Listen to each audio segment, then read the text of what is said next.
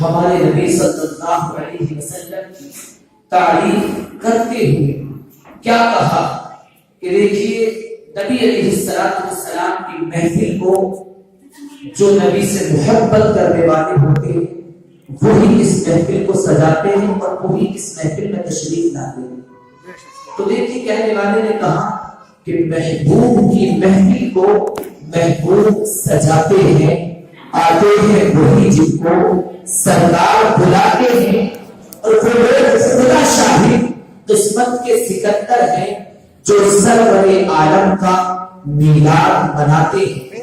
آج میں میلاد کے تعلق سے بھی آپ کو بتاؤں گا میلاد کسے کہتے ہیں, میلاد کا مطلب کیا ہے, اور حضرات میں یہ بھی بتاؤں گا کہ اللہ نے ہمیں کس لیے دنیا میں بھیجا ہے. اللہ تبارک و تعالیٰ نے انسانوں کو کی جو تخلیق فرمائی ہے اس لیے انسان دنیا میں آیا ہے, اور ہمارے نبی علیہ السلام کا کیا مقام ہے وہ بھی میں بتاؤں گا. دیکھیے اس سے پہلے میں اپنے نبی کی بارگاہ میں نعت سرور کونین صلی اللہ علیہ وسلم کا نذرانہ پیش کرنے کے سعادت حاصل کرنا چاہتا ہوں. دیکھیے نعت کہتے ہیں حضور کی تعریف, کس کی تعریف کو کہتے ہیں, حضور کی تعریف کو نعت کہتے ہیں.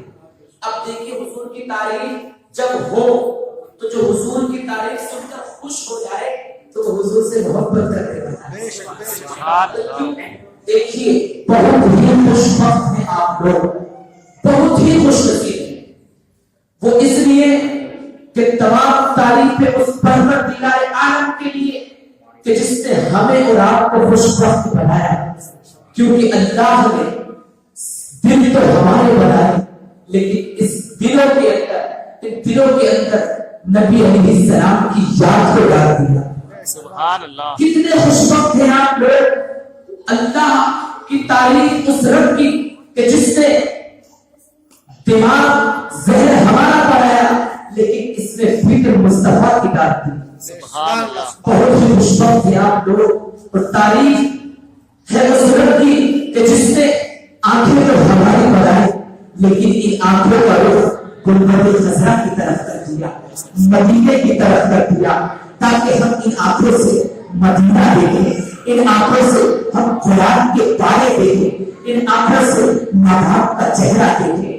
اب میں آپ کو بتا دوں میرے آقا نے ارشاد فرمایا کہ جو میری قبر کی زیارت کرتا ہے, میرے آقا کی حدیث پاک ہے من زار قبری وجبت لہ شفاعتی, جس نے میری قبر کی زیارت کی اس پر میری شفاعت واجب ہو گئی. سبحان اللہ.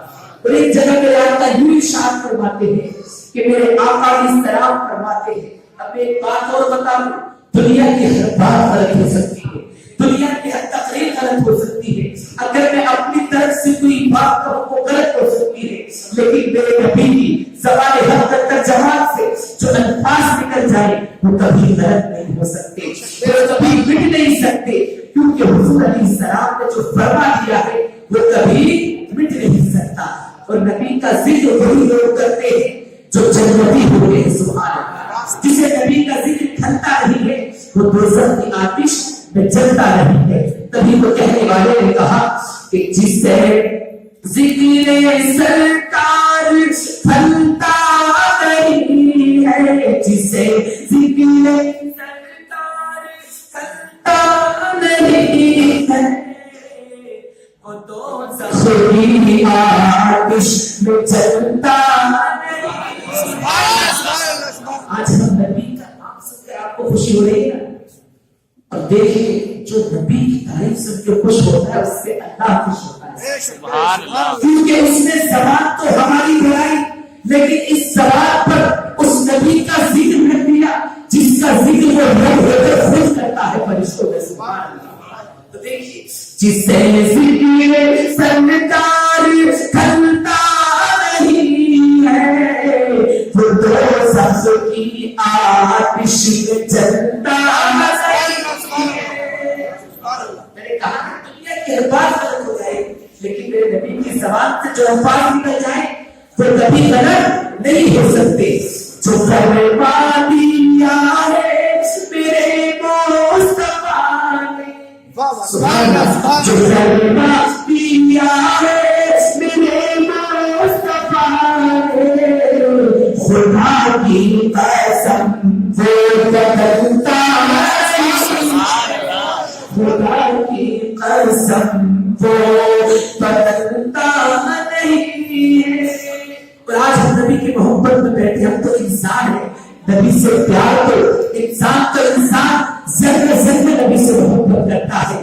جب میرے نبی پتھر پر اپنا قدم رکھتے, ہم بھی قدموں کو رکھتے ہیں, پتھر پہ ہمارا قدم پڑ جائے تو پھر اللہ اسلام پتھر ہمارے پیر میں چن جاتا ہے. لیکن جب میرے نبی پتھر پہ قدم رکھتے ہیں تو پتھر موت کی طرح ایک دم ملائم ہو جاتا ہے اور اس پتھر پہ میرے نبی کا قدم چھپ جاتا ہے. سبحان اللہ. تو دیکھیے کہ نبی علیہ السلام کے قدموں کی برکت میں انشاءاللہ میں آپ کو بتاؤں گا. تو دیکھیے نبی سے محبت کرنے والے, تو دیکھیے انسان تو انسان بلکہ ساری کائنات حضور سے محبت کرتی ہے. اور میں آپ کو وہ بات بھی بتاؤں گا, کہنے والے نے کہا کہ نبی کی محبت میں لگی بھی آپ کہیں گے کیسے کہیے نبی کیسے رو رہی ہے. میں آپ کو بتا دوں 1400 سال پہلے کی تاریخ کو چلتا ہوں. حدیث پاک میں لکھا ہوا ہے کہ جب مسجد نبوی کا ممبر نہیں بنا تھا, مسجد نبوی کچی تھی, تو اس وقت میں علاقہ ایک کھجور کے سنون سے ایک لکڑی تھی, اس سے ٹیک لگا کر جمعے کا خطبہ دیا کرتے تھے. تو دیکھیے جب مسجد نبوی میں ممبر کا انتظام ہو گیا تو اس لکڑی کو ہٹا دیا گیا. اب جب لکڑی کو ہٹا دیا گیا تو کیونکہ لکڑی سے پہلے میرے آقا ٹیک لگا کر خطبہ دیا کرتے تھے, میرے نبی کی پشت مبارک اس لکڑی سے ٹچ ہوا کرتی تھی تو لکڑی کو خوش رہتی تھی. لیکن آج ممبر کا انتظام ہو گیا, لکڑی کو ایک طرف ہٹا دیا گیا.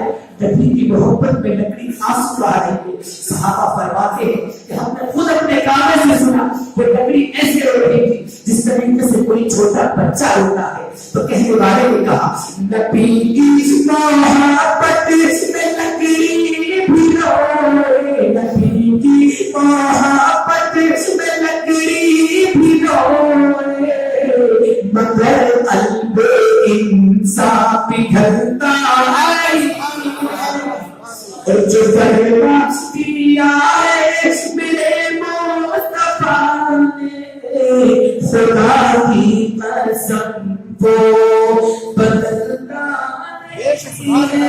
اور یہ بھی شعر ایسا فرمائے, لیکن ہم جو کھا رہے ہیں, جو ہم پی رہے ہیں, یہ سب ہمارے نبی کا صدقہ ہے. اس کا صدقہ ہے ہمارے نبی کا صدقہ ہے واقعی. کیونکہ دیکھیے ہمارے نبی اگر پیدا نہیں ہوتے, اور میں میلاد کا معنی بھی آپ کو سمجھا دوں. میلاد کسے کہتے ہیں, میلاد کسے کہتے ہیں, میلاد عربی کا لفظ ہے.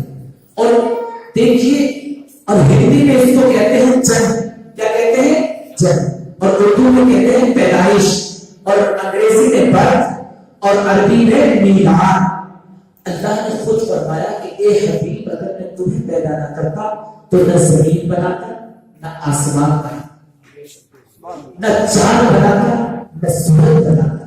نہ چاند کو چاندنی ملتی, نہ سورج کو روشنی ملتی, نہ ستاروں کو کی چمک ملتی, نہ پھولوں کے اندر بہار آتی.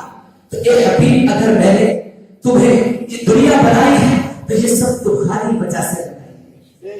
ہم نے زمین نہیں ہوئی تو یہ میلاد کا صدقہ ہے. میلاد کسے کہتے ہیں, اپنے ذہن میں رکھیں, میلاد کسے کہتے ہیں, پیدائش ہوئے. تو ہمارے نبی اگر پیدا نہ ہوتے, اگر میلاد نہ ہوتے میرے نبی علیہ السلام کی, تو نہ زمین بنائی جاتی, نہ آسمان بنایا جاتا, نہ ستارے کو روشن کیا جاتا, نہ چاند کو چاندنی دی جاتی, نہ سورج کو روشنی دی جاتی.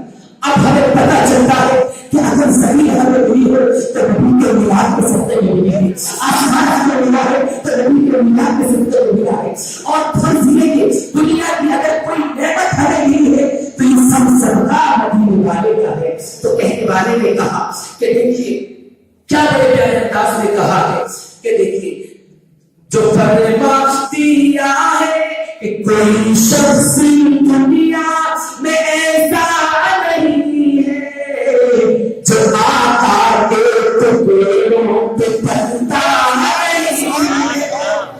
آپ کہیں گے کیسے, کیونکہ دیکھیے دینے والا خدا, دینے والا کون ہے, اللہ ہے. لیکن اللہ کس کو دیتا ہے, نبی علیہ السلام کو. کیونکہ حضور کی حدیث ہے, حضور نے بخاری شریف کے حدیث پاک سے خود فرمایا، کیا فرمایا حضور نے کہ انما انا قاسم فالله يؤتي، میرا رب مجھے عطا کرتا ہے اور میں تم میں تقسیم کرتا ہوں، میں تم میں بانٹتا ہوں۔ تو حضرات دینے والی خدا کی ذات ہے، لیکن ہمیں مل کس کے صدقے میں رہا ہے؟ ہمیں ہمارے نبی کے صدقے میں مل رہا ہے۔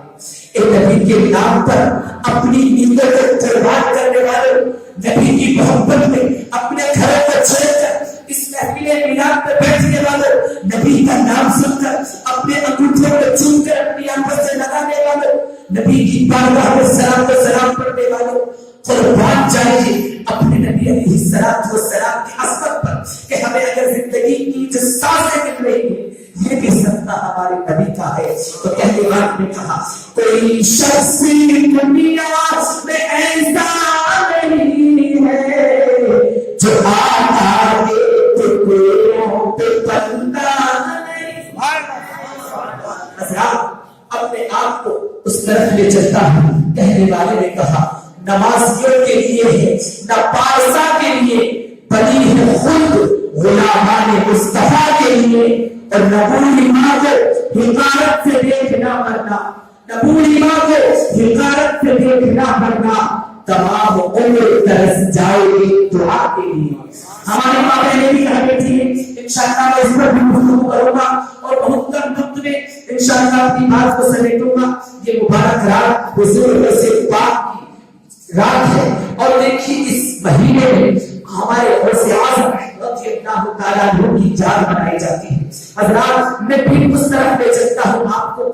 میں کیا کہنا چاہ رہا تھا کہ میں یہ کہنا چاہ رہا تھا کہ دیکھیے یہ نظر جو اللہ نے بنائی ہے یہ گنبد خضرا دیکھنے کی تھی، یہ نظر جو بنائی ہے قرآن پاک پڑھنے کی تھی، یہ نظر جو بنائی ہے ماں باپ کا چہرہ دیکھنے کے لیے۔ میرے نبی نے تجھے بھی ارشاد فرمایا اے لوگوں ماں باپ کا چہرہ دیکھا کرو، ماں باپ کا چہرہ دیکھنا عبادت ہے۔ سبحان اللہ۔ حضور فرماتے ہیں کہ جس نے بیٹا ہو یا بیٹی، جس نے اپنے ماں باپ کا چہرہ محبت سے ایک بار دیکھا، کتنی بار دیکھا؟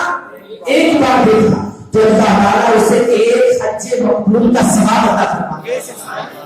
اور آپ کو معلوم ہے جو انسان حج کر لیتا ہے وہ گناہوں سے پاک و صاف ہو جاتا ہے، جیسا آج ہی وہ اپنی ماں کے پیٹ سے پیدا ہوا ہے۔ تو اب آپ ہو کر اللہ نے ماں باپ کو اتنا بلند مقام دیا کہ اگر بیٹا یا بیٹی ماں باپ کے چہرے کو محبت کی نگاہ سے دیکھے تو اللہ تعالیٰ اس بیٹے کو اور اس بیٹی کو ایک حج مقبول کا ثواب عطا فرماتا ہے۔ اب دیکھیے صحابہ بیٹھے ہوئے ہیں، جس طریقے سے آپ بیٹھے ہوئے ہیں، اور آپ میں سے کوئی سوال کر دے کہ مولانا صاحب یا امام صاحب جو ماں باپ کا چہرہ ایک بار دیکھے اسے ایک حج کا ثواب، اگر پھر میں کوئی 100 مرتبہ دیکھے اس کے لیے کتنا ثواب ہے؟ میری آقا نے بھی جب یہ فرمایا تھا تو صحابہ میں سے ایک نے پوچھا یا رسول اللہ آپ نے ہمیں بتائیں کہ دیکھیے ایک مرتبہ دیکھے تو ایک حج کا ثواب، اگر کوئی 100 مرتبہ دیکھے حضور فرماتے ہیں کہ میرا رب رحم کرنے والا ہے، میرا رب کریم ہے، کرم کرنے والا ہے۔